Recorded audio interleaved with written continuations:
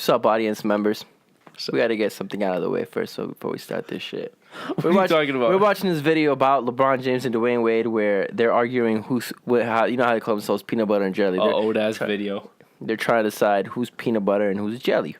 LeBron James is saying that... Dwayne Wade said that LeBron James is peanut butter and he's jelly because you can have a peanut butter sandwich, but you can't have a sandwich with just jelly. That is right. It does say LeBron James is peanut butter and Dwayne Wade is jelly. Yeah.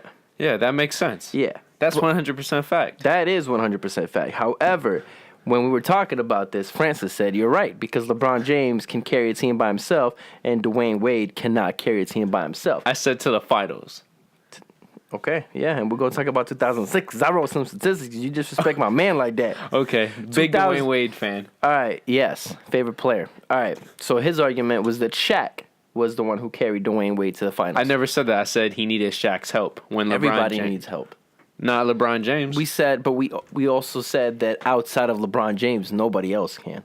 But the argument is LeBron James and Dwayne Wade. No, the argument was that LeBron James is peanut butter and Dwayne Wade is jelly. Exactly. However, that does not mean between the two, LeBron is obviously peanut butter. Yeah, because he could go to the finals by himself. But it does not take away from Dwayne Wade outside of the LeBron James versus Dwayne Wade. No, debate. exactly, because jelly is crucial to the peanut butter and jelly. Yeah. Because without one, you don't have the other. So without each other, they wouldn't have won the championship. You were saying Dwayne Wade couldn't... There's no way he's peanut butter. He's not peanut butter. No one's peanut butter except LeBron James. No, for these two, it's LeBron James. Kevin Durant can be peanut butter. He can't be peanut butter. In the East, yes, he can. Take him to the finals? Yeah, he doesn't have to win it. Bro, you give Kevin Durant and a bunch of shooters with a decent center, they're going. I'm not arguing that, but the argument here was LeBron, peanut butter, Dwayne jelly, and then you said Dwayne Wade could never carry a team to the finals. Yeah, exactly. And he can. When did he? 2006. The year he had Shaq? Yeah. Okay, let me get... All right. What are these stats, bro? For these stats, Dwayne Wade that year averaged 27. Okay. Shaq, 20. Oh, so 20 is not a lot. 27 is more. Okay, but would he have gone to the finals? 2 steals per game, 2.2 in the playoffs, which is a career high. Okay. He bumped his 27 points per game to 28.4, which was also a career high in the playoffs. These are all career. When I say career high, I mean in playoffs. 6 assists per game, 5.7 in the playoffs, career high. Wow. 5.7 rebounds per game. That's a bumped career high. Bumped it to 5.9. 5.9 is a career high? Rebounds? No, those weren't career highs. That one was, when I say careers, I'll say which ones are career highs. Okay. 38 minutes in the regular season, 41 in the playoffs, career high. Okay. 49% shooting all year round. Okay. Including the playoffs. He's always been a good shooter, though. Yeah. In terms of field goal percentage. Shaq was 20 points per game in the regular season, went down to 18 in the a lot of that has to do with the finals playoffs where he took. Shaq is the big man, your big center. He gave you 9 rebounds per game. Okay. Wade was giving you 5.7. Okay. As a guard. Okay. Dwayne Wade carried Shaq. Oh, okay, so... I'm not saying Shaq did not help, but Dwayne Wade was clearly the leading player of the two. I never said that, but I'm saying, could that Dwayne Wade have brought the crappy Cavaliers to the finals when LeBron James went?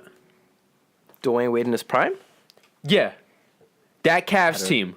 Well, look at that Heat team. It didn't even exactly have anybody. But they had Shaquille O'Neal. His Cavs team had nobody until he went back. Because LeBron James is better.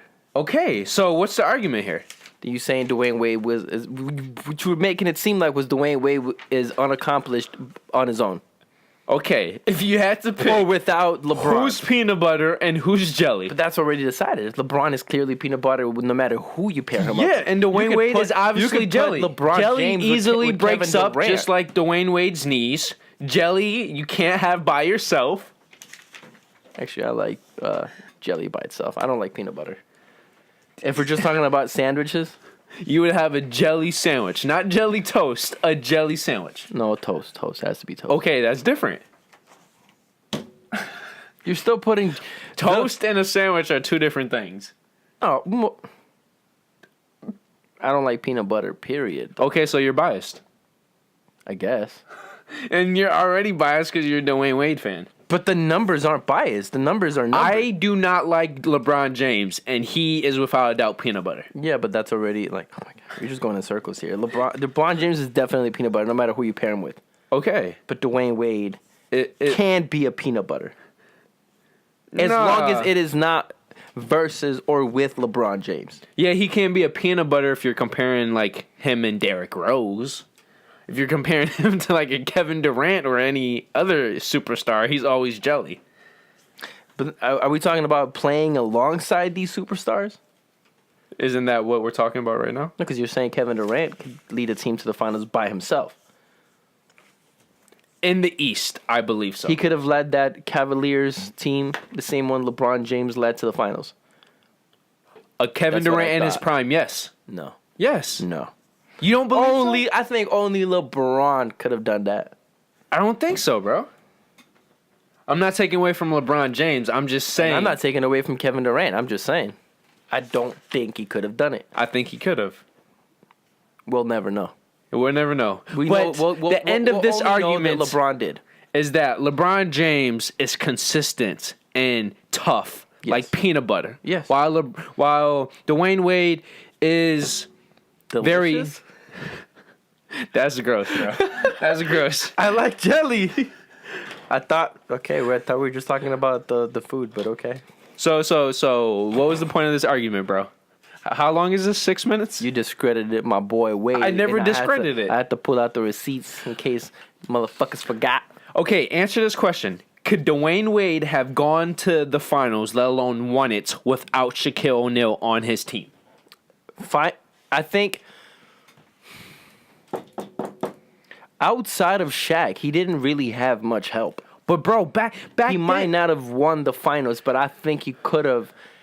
The Mavericks maybe didn't have taken him anybody when they beat the Heat. They had Dirk Nowitzki, old Jason Kidd, and a whole bunch of perimeter shooters. So that just proves that teams can overachieve. Yeah, and when teams just had Dwayne Wade, they never overachieved. Yeah, they did. To the point where they got to the finals. It's not easy to get to the finals. I'm not saying it isn't, but I'm saying in this relationship, this is getting redundant, bro. Okay. I think you're going to lose this argument. LeBron is peanut butter and Wade is jelly between the two. Yeah. Outside of those two, Dwayne Wade could definitely be a peanut butter. In some situations. Yeah. Sure, I'll give you that. Okay. And Kevin Durant couldn't have taken those Cavs to the finals. Anyways, for today's episode, we're going to talk about grown man playing with balls. Yes. What's up, ladies and gentlemen? Thank you guys for joining us today for the 30th episode of Sports from All Angles. And today, I said that again, but anyways, today, once again, we're going to discuss... What? What? For the third time today. We're going to talk about the teams that we're most surprised about when it comes to the NBA for the 2018 season. We're going to talk about the most disappointing and appointing teams. Yes. There is a lot of disappointing teams. There is a lot of appointing teams. Indeed, my brother. Indeed. Okay, so let's start off with the East, since that is obviously the surprising conference. First of all, I just want to point out that we are not retarded, and we know appointing is not the opposite of disappointing. Just in case, you never know. People, okay. There are a lot of smart people out there that would would not. not. Stupid people. I was being sarcastic, but Okay, yeah, you're right. You're right. we don't want to alienate the audience, which we just did. Sorry. Okay, bro. So I hope you understand how I put this down. It's pretty obvious. So. Yeah. So are we gonna start with disappointing? Or let's start with appointing. Let's start with the appointing teams. Yes. I was not expecting as my... Okay, you want to start with me? We have the same list? Yeah. Oh. That's... I thought we each had our own. Okay, anyways. So we agreed.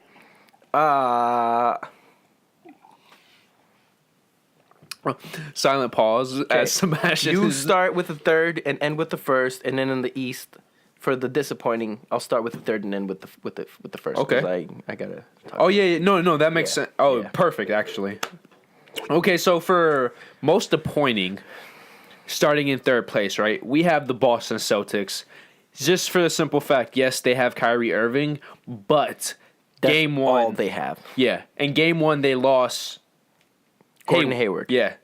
And as you guys have, if you've been keeping up, the last 2 weeks they've gone through a lot of injuries, and somehow they've won 6 straight games 6 in a row. Yeah. They just beat the Toronto Raptors, which who would have thought 2 weeks ago they would have a chance at the number 1 seed yet again. Very similar to last season, how at the very end they went from 2nd to 1st seed. They play the Raptors again tomorrow, Tuesday.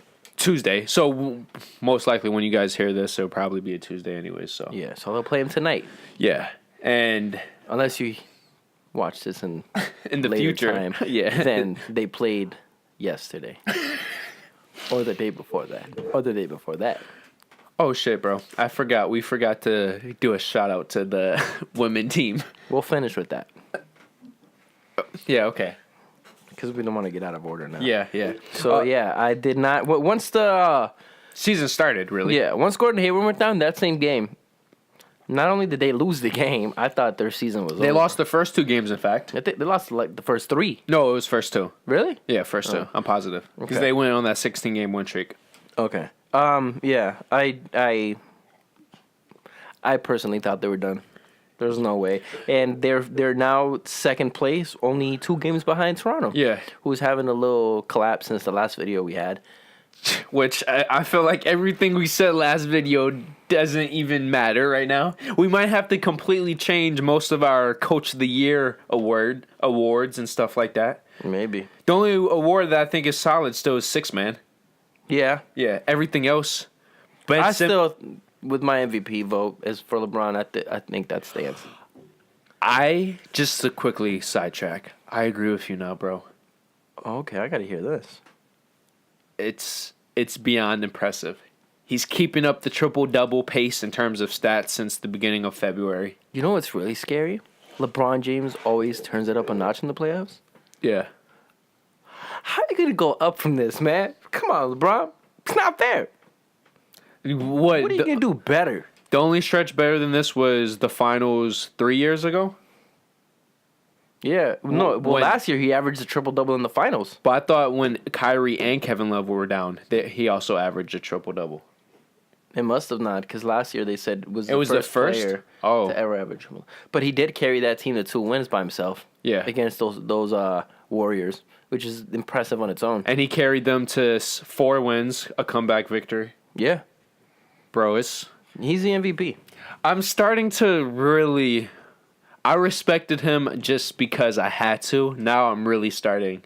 Bro, he's in his, 15th season? Yep. And it might be his best offensive and statistical season. Yeah. Aging like fine wine, baby. Yeah. But getting back to the Celtics, they're going to win at least 55 games this season. They might be able to win as many as 58 if they win out. But who would have expected that? Not me. Bro, and it's like every year, as we talked about last week, Brad Stevens somehow gets all these victories with teams. He just gets better as a coach. I'll be shocked if he finishes with anything less than 3 championships.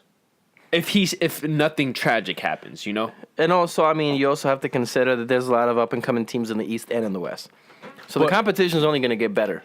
But, bro, as we said, it's Kyrie and who else? And they're not even playing with Kyrie, and they've won 6 straight. I know, but they're gonna get Hayward back, and I think if they really want to compete, they're gonna have to add another player. The 2 might be finals team, but the West is so good. Have you heard supposedly about the Anthony Davis rumors that they really want him? If they do, that is the next dynasty. I can't. Gordon Hayward is not a superstar like LeBron, Kevin Durant. He is a star, though. Yeah, but between Kyrie and Anthony Davis, if you add Gordon Hayward in there, that's the Chris Bosh, the Miami Big 3. Yeah, no. And that's enough. No. It was enough for the Heat. It's enough for the Celtics. And it'll be enough for them because he always gets the most out of every single player on the roster. So they're going to have a bench. Yeah. They always find a bench no matter where. So if they can land Anthony Davis, that team is guaranteed championship.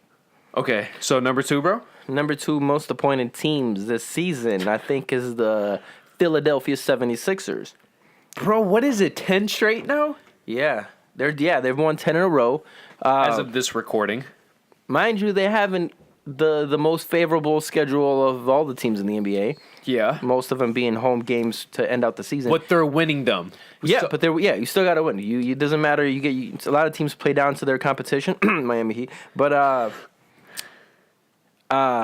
yeah, they're 46 and 30. The only I originally had them above the Celtics, but Francis pointed out that the 76ers have arguably more talent than the Celtics. Yeah, they have three first round picks.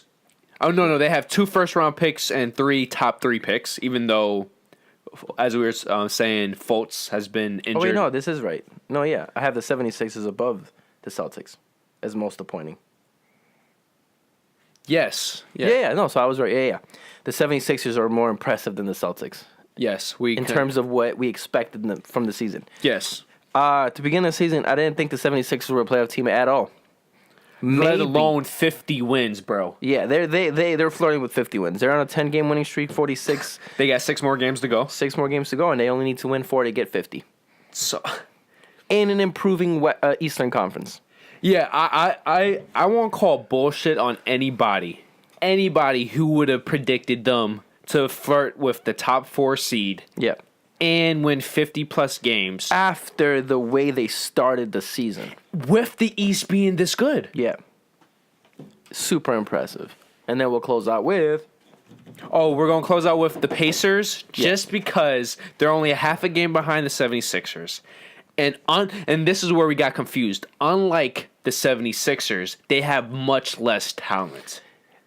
After they traded Paul George, they were supposed to be, in my opinion, a 12 seed or something like that. No, they were supposed to be a lottery team. This was supposedly a rebuilding season. Because nobody expected Victor Oladipo to have the season he did and carry this team. And it's just not him, though. It's how the team is forming around him. They're playing. Who they remind me of? The Miami Heat last year. With nobody.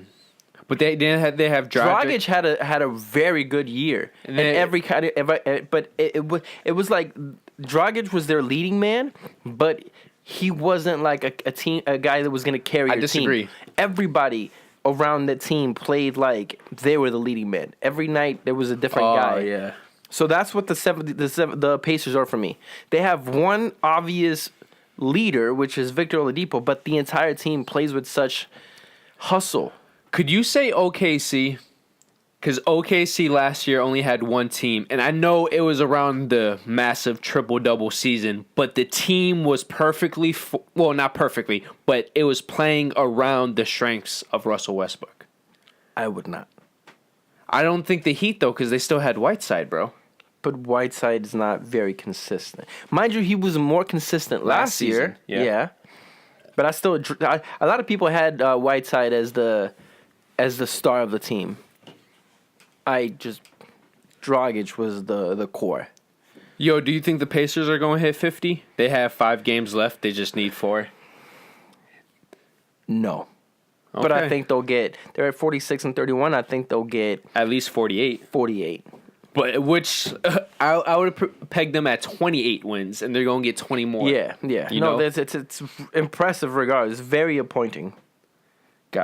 Very appointing season. Bro, and let's make this clear. There's not much separating the 76ers and the Pacers besides the talent gap. That's why we put the edge over the Pacers. Yeah. Even though the 76ers might get a couple more wins. They've done almost exactly the same. With much less. Much less. Yeah. All right. So now we're going to stay on the East. Yeah, going from appointing to disappointing. So we're going to go again in reverse order. From the least disappointing to the most disappointing. Of the disappointings. Yeah.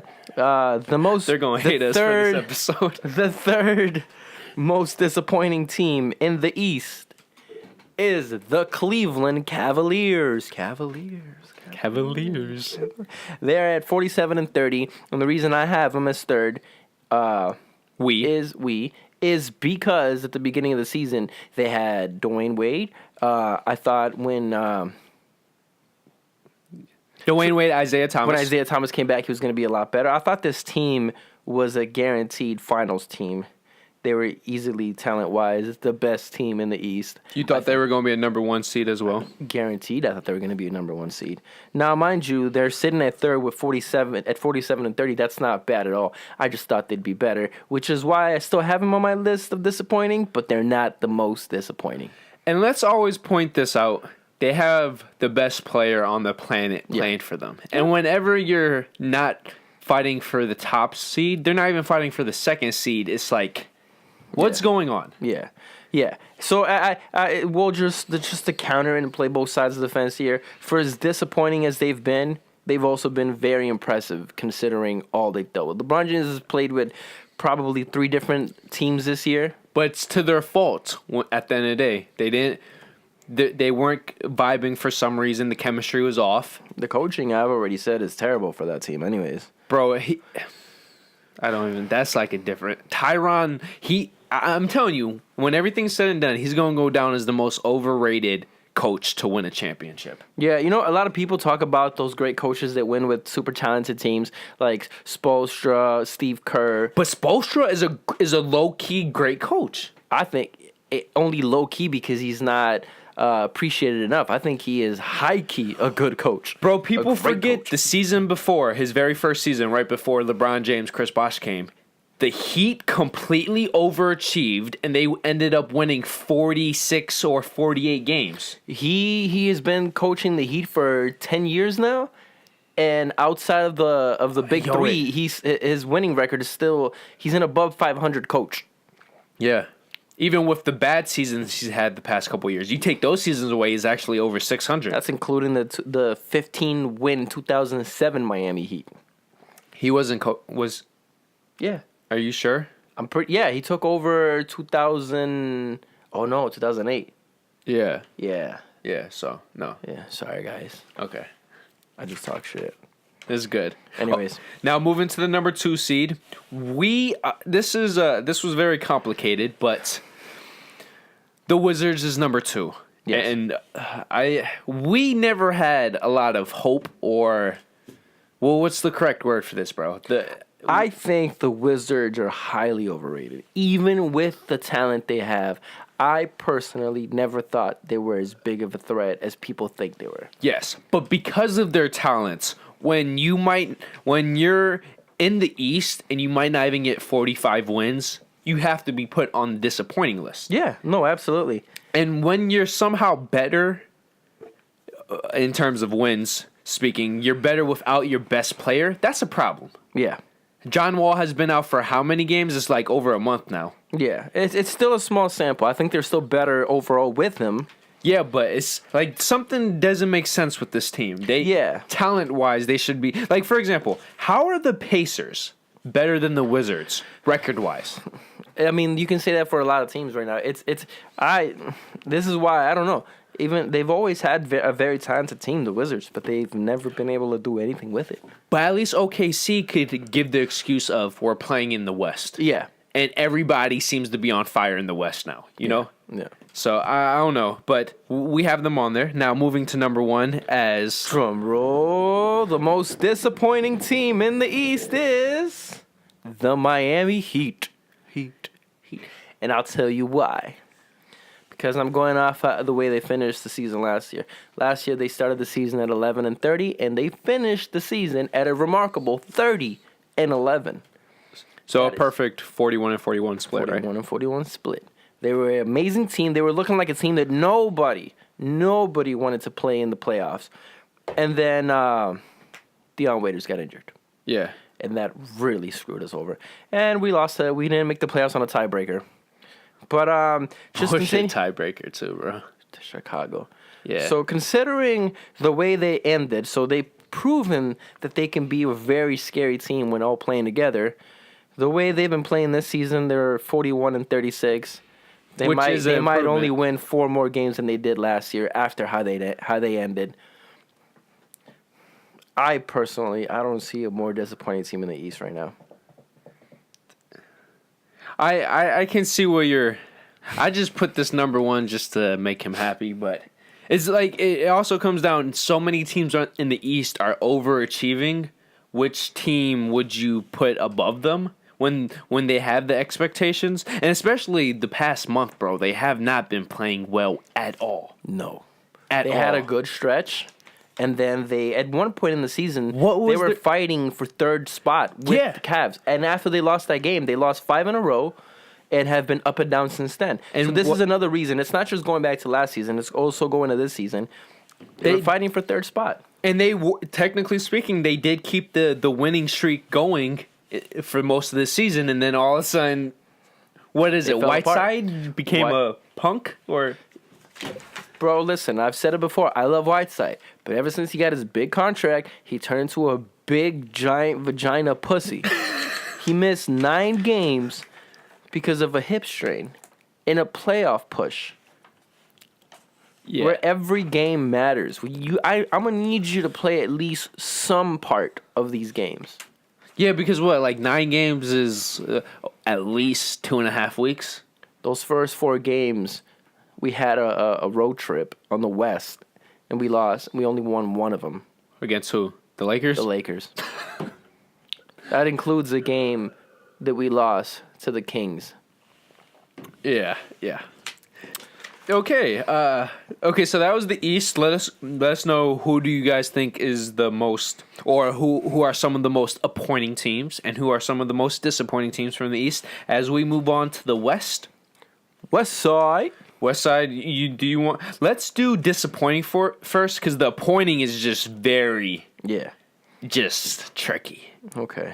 How do you want to do this? Let's do, you do 3 and 1 for the disappointing, and I do 3 and 1 for the appointing. Okay. That works out because I like the number 3 team. And then you have a lot of love-hate for OKC. Yeah. Oh. Spoiler alert.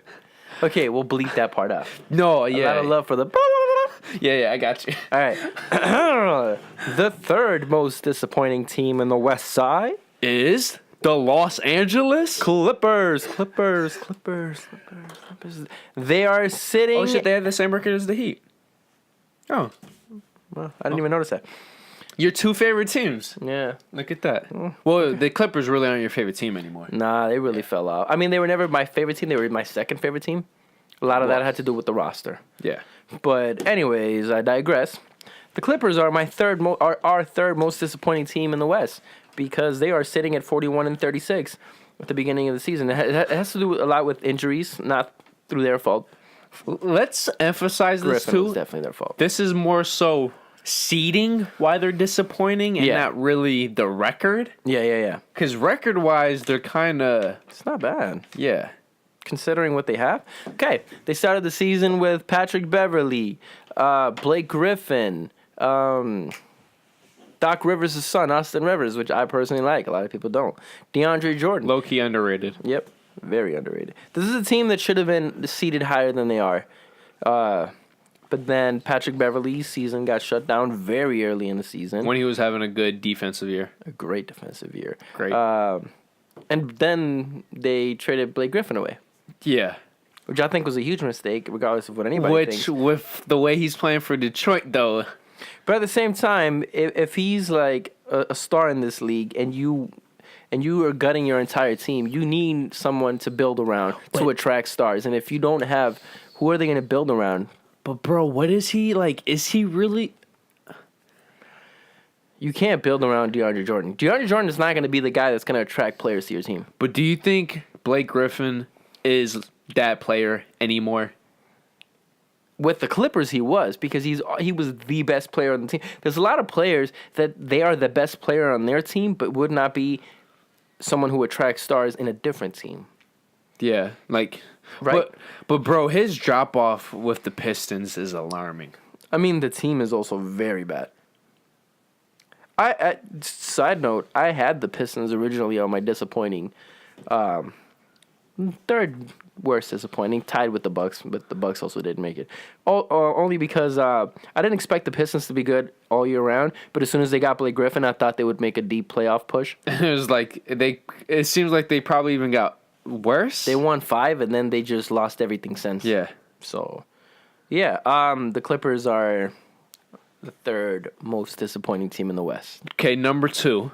Number 2 is the Minnesota Wolves. Just because How do you have, bro? I'm just like, every time I watch them play, I don't know what's more baffling. How they don't play as a team, a cohesive team, or how they have Thibodeau, or how is Thibodeau, yeah. Yeah. They have him as a coach, and their defense is just so poor. You have Wiggins, you have Karl Anthony Towns, And Butler. Jimmy Butler. Even though he had a stretch where he was injured, but Jeff Teague is not a bad player. You have him on your team. he used to be an all-star for the Hawks. With this amount of talent, goes back to coaching. They're there number are a 7, lot of right? Yeah. Mind you, the West is good, and they're 7th now, and with the right amount of wins and losses, they could finish as highest as 4th. But most likely it's not going to happen. It's not going to happen. And how the heck are the Spurs with legit one... It's a different list. No. I was going to say, how are the Spurs above you? Yeah, that's true. No, absolutely. For this amount of talent, you should not be sitting at 7th. Yeah, and how many seasons has Wiggins and Towns been together? This is 3rd? Yeah, right? You can't forget they have Jamal Crawford coming off the bench. Yeah. One of the best 6-man the league has ever seen. Yeah, and he's still putting up buckets when they need... Yeah, he's very clutch. So then, considering all that, the only reason I didn't think the Wolves were going to be super impressive this year was because of the fact that they history. And they need to gel. They need most teams, super teams, they need a little bit of time to adjust. I thought the Wolves, not being the Warriors or one of those super teams weren't going to adjust halfway through the season like the Cavs did the first year, right? Yeah. It took them a couple games. I figured it would take them a bit longer, but 7th is too low. And my argument against that. Okay, their young pieces have been together for a couple seasons now. And it's not like the people they brought in isn't familiar with the coach. Butler used to be coached by Thibodeau. And then they also brought in Gibson, who was supposed to be a defensive anchor. Like, it should have been a better gel than it is, bro. Wiggins and Karl Anthony Towns have never, in my opinion, played as good as they should be together. They're very good individual players. You know what it feels like? They're good stat stuffers in the sense you look at the stats and it's like, wow, these numbers are impressive, but they never lead to victories. Yeah, I would be interested to see, especially Wiggins, on a different team. But bro, could you imagine this though? I really feel if he had the guidance of LeBron James. Oh no! In retrospect, that was one of the biggest blunders the Cavs ever made, or LeBron ever made. Trading for Kevin Love. At the time, it was understandable because you were trying to win now, and you needed a proven now player. But in retrospect, and hindsight is 20/20. Especially for the Cavs organization, who most likely is losing LeBron James after this season. Imagine having kept Wiggins. That's someone you could have built around. Yeah. If Wiggins is as good as he is now under the guidance of LeBron James, he could have been unstoppable. Because that's his biggest problem. It seems like he doesn't have that leadership factor. There's no leader on that team. None. The biggest one you can argue right now is Butler, and he's not. And the injury. So I wouldn't expect him to be someone who's gonna develop a player though. He's been in the year for a long time, but he's not like a veteran like that. You would say like he's gonna bring the best out of you. You know what I wish, bro? Could you have imagined if Derrick Rose never got injured, him playing with Butler in Chicago? Oh, that would have been scary. That would have been a nasty duo. Oh yeah, it just sucks for Derrick Rose. What the injuries have done to him. People forget how good he was, and now when he plays, he's still technically a good player. Yeah, no, he puts up good minutes. He's athletic, good points for the amount of minutes he plays. It's just when you go from the youngest MVP of all time ever to what he is. Yeah, fragile like a rose. All right. Now, moving on. Number 1. The most disappointing team in the West Side is the Oklahoma City Thunder. All right. Yeah. They're at 45-33. They're hella fucking disappointing because they have Russell Westbrook, Steven Adams, Paul George, Carmelo Anthony. And they suck. Okay, let's make put it. Like the record is not bad, 45-33, or 12 games over 500. But with the amount of talent, and given that what the Rockets are doing with only Chris Paul and James Harden, can we keep going back to this? What the Spurs are doing? Bro, seriously, take away Aldridge. Who do the Spurs have? Nobody. Young players or brittle players? And a bunch of old ass players. OKC are young. A lot of them are, if they're not in their prime, but they're just hovering above it. Outside of Westbrook's still in his prime. Yeah, or Paul George is technically, I would say, still in his prime. Yeah, I guess you're right. And then the only one really out of there would be Melo. Steven Adams is highly underrated. He's a very dominant center. They should be but they should be fighting for third, if not second. My only counter argument to that, ever since they lost Cephalosha, or no, what's that one? You know that Toronto? No. The player that went down sometime at the beginning of this year. You remember that one perimeter player? I have no idea. Oh crap. Just talk about why you picked them. Because with the amount of talent they have, and when you look at what other teams have been able to do with way less talent, this is come on, man. You got good coaching, you got great players. This is unacceptable. How do you feel about Westbrook's season this year compared to last season? Because he's nearly averaging a triple-double again. I read something this morning. He needs to put up 14 points per game. No, 14 rebounds per game. And something, the points was easy, but 14 rebounds per game he needs to average for the rest of the season to average a triple-double. I don't think it's happening. I don't know. He just put up another triple-double against, what was the team? I don't know. The point is, he would need to average 14-point-something rebounds for the last few games. I don't think that's happening. And if it does happen, it proves my point that he's a stat stuffer. And LeBron James is not? Yeah. Are you serious, bro? Yeah. Oh, bro, okay, let's oh man. We'll move on. Okay. Yo, just do your thing. You're good with Robertson. Oh, the Andre, white dude? He's not white, but he's mixed. light skinned. Yeah, very light skinned. Okay, yeah. Ever since he went down, their defense has gone to jack shit. They should not be this dependent on one player though. With the talent you have, nope. But as you said, it comes down to coaching too. I'm not giving them a pass. They're the most disappointing team in the West. I'm not disagreeing with you. I'm just saying as a counter argument, some people might bring that up. They have been a different defense. Because, before that injury, bro, they were the 3rd seed. Or they were the 4th seed fighting for the 3rd seed. At what point of the season, though? At the beginning of 2018. At the beginning of 2018, Detroit was the number 1 team in the East. No? Yeah. 2018, bro? Oh, of the calendar year? Yes. Oh, I thought you meant like of the 2017, 2018 season. No, okay. You're right. Yeah, that's what I was saying. Still. Okay, can you give me a drum roll for the most appointing? No, the third most.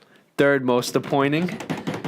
At number 3, the most appointing team in the West is the who is it, bro? Are we gonna keep these? Because I don't even know, bro. Let's make this clear. The number 3, yeah. I think the number 3 is definitely. I think we have the right order. Well, I just want to make this clear. It could be any one of these 3 teams. Yeah, you could flip them around in any order, and they'll still be kind of make sense. But we think this is the one that makes the most sense because of the talent on the team. Yeah. The Portland Trailblazers. Boom. They have the best record. They're 48-29 as of this recording. Of the 3 on the list. Yes. But they have 2, in our opinion, 2 All-Stars. Yeah. They have what I believe is a contender for an MVP candidate in Lillard. Yep.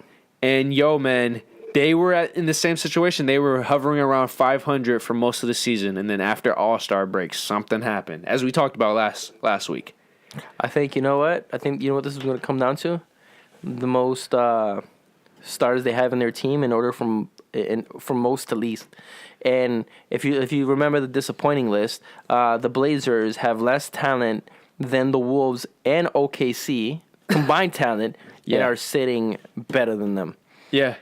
And we're going to sit the Blazers at 2 stars. They have 2 stars in their team. The Wolves, they have 2 stars and I would say 3 overall good, legit players. Yeah. While the Wolves and OKC both have 3 stars and 4 legit good players. Yeah. So now from the appointing list, we'll have the Trailblazers at 3 with 2 stars. And we'll go down to the number 2 most appointing team Teams. in the West with 1.5 star The Utah Jazz. So remember, the Blazers have 2 stars. Third most appointing team. The Jazz have 1.5 stars. Yeah, just Second most appointing team. by the way, the half a star goes to Rudy Gobert Yes. just because he is a defensive presence. And he's been injured Yeah. half the season. But offensively, he is nothing special. No. So, yeah. So the Jazz are sitting at 44-33. It's not a bad record. They're sitting 6th in the West, considering the amount of talent in the West. You know, if you're talking about going down to number 10, we got the Clippers and Nuggets, the Wolves, OKC, Blazers, Jazz, Spurs, Warriors, Yeah. whatever. They could finish depending how every team. The point is, at one point in the season, they were 9 games below 500. Then they went into All-Star break on a 10-game winning streak, and ever since then, they've won at least 8 games out of every 10 games. That is mind-boggling. Impressive as fuck. This is as I think you said last episode. They are the Miami Heat of this year, Yes. without a doubt. Yep. So, and then number 1, bro. Number 1, from 2 stars in the Blazers and 1.5 on the Jazz, we go to the 1 star. San Antonio Spurs. Woo, woo, woo. Make some noise. This is, I believe this is Popovich's most impressive season in at least the past decade. If you guys remember 2 videos ago, we were talking about the Spurs' remaining schedule. They had the Warriors, the Thunder, the Houston Rockets, all which we agreed they would not win against. Yeah. They have won all of them. And a dominant win last night against the Rockets where they kept them to 83 points. They won by 17. Yeah. And The Spurs, No. The Spurs, the last time we talked about them and their remaining schedule, were sitting at, I believe, 7th seed. 7th seed, and they were just half a game above 8th. Yep. And we did not expect, we With the toughest schedule. 100% expect them to fall out of a playoff spot. Yeah. They are 45-32, sitting at 4th spot. And seriously, no disrespect to the aging stars or war stars for the Spurs and all the young talent. They have 1 star. Yeah. Like Patty Mills is like he's good Role player. Yeah, but he's a role player. Yeah. They have rookies and first 2-3 year players that didn't get much playing time, and then it's just They have 1 star. this is just a perfect example of coaching, bro. I don't understand it. I can't explain it. Could you have imagined if Kawhi never went down? How good would this team look? They would be flirting with top 2. The Rockets would have competition at that point. But this is my question. Would Aldridge be the same player he is now? Would he be this dominant? Would he have taken over like he has? Because he has been, ever since the Spurs have gone on this winning streak, you could make a case in this stretch, he's MVP, the way he's playing. But I think, you know what? Considering the race that they're in right now, right? With the Rockets playing as good as they are and the Warriors will always be good, they would have needed both Kawhi and Aldridge to play at a high level. It wouldn't have been if the argument was would Aldridge have played this good? Maybe not this good, but certainly close enough. Because there would have been no other option. If he didn't, they would be sitting probably about where they are now with both of them. They would need both of them to play at an elite level to compete for the top 3 or top 2, which I think healthy they could easily be the second best team in the West. Okay, as we said, the East, the Pacers are most appointing, and the Spurs are for the West. The most appointing. Do you think, because we made predictions about who's going to win Coach of the Year, do they have a case? The Spurs? You know what? Now they do. Because what if they win out and they somehow get to 50 wins? You got, oh man. Now continue the 50-plus win season streak that they have. I believe it's at 18. It'll go up to 19. Man, it's tough because now what I'm doing in my head is putting Popovich against Dwayne Casey. But bro, the Raptors have as soon as we gave them praise, they've fallen off. And if the Celtics catch them, I can't even put Dwayne Casey over Brad Stevens. Because as we're talking about talent, the Raptors have had more talent over a longer stretch of time. Yeah, no, if the Celtics manage to end up with the first seed, sorry, Dwayne Casey, Brad Stevens will, I think, in my opinion, landslide. Should win it. Yeah. Oh, yeah. Landslide. Because you won the games where it mattered the most. Yeah. At the end, to give yourself a better position in the playoffs. Yeah, over their 6-game winning streak, they have two game-winning baskets in 5 seconds or less. What is it? Last time we talked, they were 5 games behind the Raptors. Yeah. They've won 6 since then, or 6 total in this push, and are now only 2 games behind. They play them again tomorrow night. So tomorrow night, it could be down to 1 game. Yeah. And I believe the Raptors have a tougher schedule. And the Celtics at that point would have the tiebreak. So if they finish with the same record. Yeah. It's important to note. Yeah. Wow. Well, that's our list for the most appointing and disappointing teams in the NBA in their respective conferences. Yeah, let us know, just like with the East, do you agree with who we picked for appointing and disappointing? Let us know your picks if they differ in any sense. Let us know why. Always, we like that juicy information. Before we end this, though, we want to show some love to women's basketball, particularly the NCAA, since the WNBA is very boring. But you know what? It's funny. Actually, I don't mean to interrupt you. But for a second, I completely forgot that there was even a women's NBA. Really? Yeah, I was about to make a joke about it.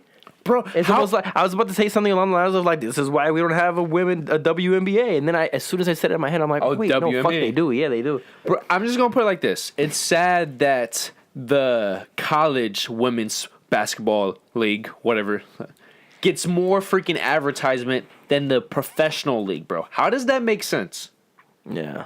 That makes no sense. But as we were saying, for the first time in NCAA history, I believe, period, but just so I don't get auto-corrected, for women's at the very least, both Final Four games went to overtime. So the Mississippi State game where they played Louisville went into overtime, and then the UConn and Notre Dame game went into overtime. And the thing about the Notre Dame game is they broke UConn's 36-game winning streak. They were undefeated. How many? 36 game. You think that's crazy? Last season they lost in the Final Four as well, UConn. That streak of 111. Wow. Coach Auriemma owns the 3 longest winning streaks in women's history. 111-game winning streak? He has 2 100-plus game winning streaks. Wow. Bro. I'm going to, sometime when we do a topic about the Coach Auriemma, we're going to go into this, bro. It's like his record is ridiculous. Over the past decade, he only has 16, 17 losses. 5 of them came from one season. Wow. Wow. Is the competition that inferior? No. Or is he that good? This was the guy we talked about a couple videos ago where UConn went to, 13 straight Elite Eights? Is that the team that put up that had that massive victory? Yes. Yeah. Oh my God. Yeah. Bro. And you know what happened? Most coaches would kill to get to the Final Four, let alone kill to get to back-to-back Final Fours. In his interview after, he was disgusted. He is just a winner. Wow. Oh, but the championship game, Notre Dame won their second national championship game, and it was a 17-year gap between their first and second, which is actually an NCAA record for both women's and men. And the thing that was so impressive about this run is that a star, I can't pronounce her name. I'm looking at it right now. I'm like, what the fuck does that say? I really apologize about butchering this. Arik Agubawale? Agubawale? Okay. Many people like her because she has the Kobe mentality, the Mamba Black Mamba mentality. Kobe actually shouted her out both games, because both games in the final seconds she hit the game winner. Where in the championship game she hit the game winner with .01 seconds left. So that was basically a buzzer beater. That is insane. And I don't remember the points for the championship game, but the Final Four she scored 27 points, including the game winner. And is that the one where they stormed back from 13? No, the 13 was the championship game. Oh, okay. So she won MVP honors for the championship game. She looks like she is a star in the making. And when Kobe signs off on you, saying when he looks at you and says you have a certain mentality, that is always good. Because he said that about Kyrie Irving. Look where he's at. He said that about Damian Lillard. Look where he's at. And he said that about Russell Westbrook. Look where those players are. Yep. So he knows talent. I just wanted to shout out some female love, because I'm always fascinated by that. UConn is so dominant. It's like, how can't you think about that? And then, Notre Dame. Can you imagine that as just a team winning back-to-back game winners, but one player does it both games? Speechless. Thank you. Bruh. Okay, you want to say anything to finish out? Yeah. As always, if we got anything wrong, any statistics, fuck you. Keep it to yourself. You have better things to do. I can assure you, you have better things to do. And I'm gonna correct ourselves anyway. So yeah, but that doesn't apply to him. It's just everyone else.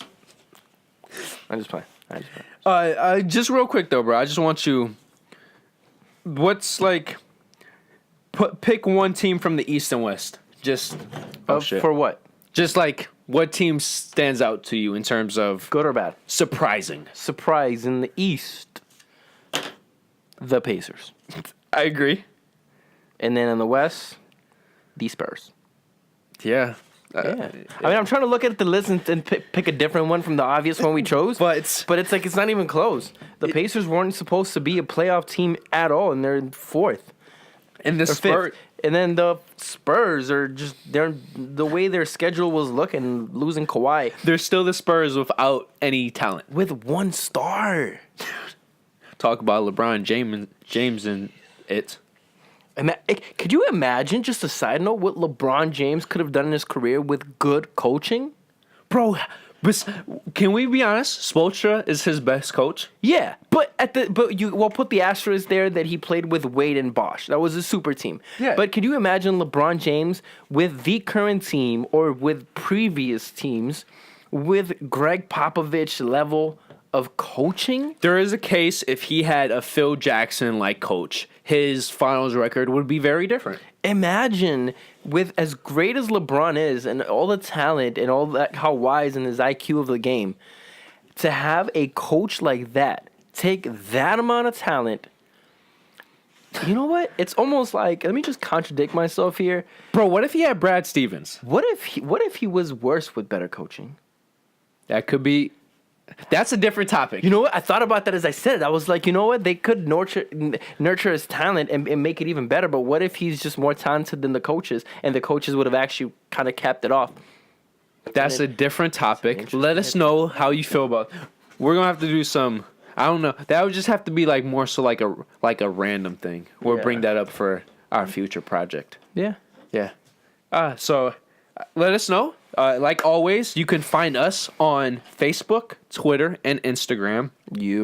And if you messed with the video, like the video, give us that thumbs up. If you fuck with our personalities, subscribe. That we really appreciate that. And as always, leave comments. Let us know how you feel. And slide in the DMs. And the feedback is awesome. As you can tell, Sebastian is a goofball.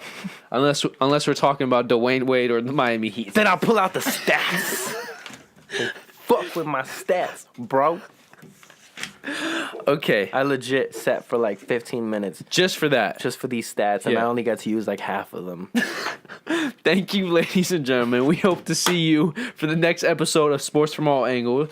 And we hope you notice something different, because something will be different. But that'll be up to you to notice the difference. That's if you even watch these. Okay, so peace out. Cadaddle. What? On that note, goodbye. Cadaddle? You thought I was gonna say cadoodle? No, I don't know what the fuck you were gonna say at all. Do you know about the cadoodle? No. You don't know about cadoodle? What the fuck is that? That's why you caught me off guard. You're like, cadaddle. What did you think I was gonna say? Because you were with me saying the cut. Hey, you're gonna say, on that note, see you next time or something. Wait, I was like, cut, and you're like, cut. I don't know, like, And then see you next time. Cadaddle. If you want to subscribe, just hit this bad boy up here, that big fat rhino. If you want the newest video, to the right.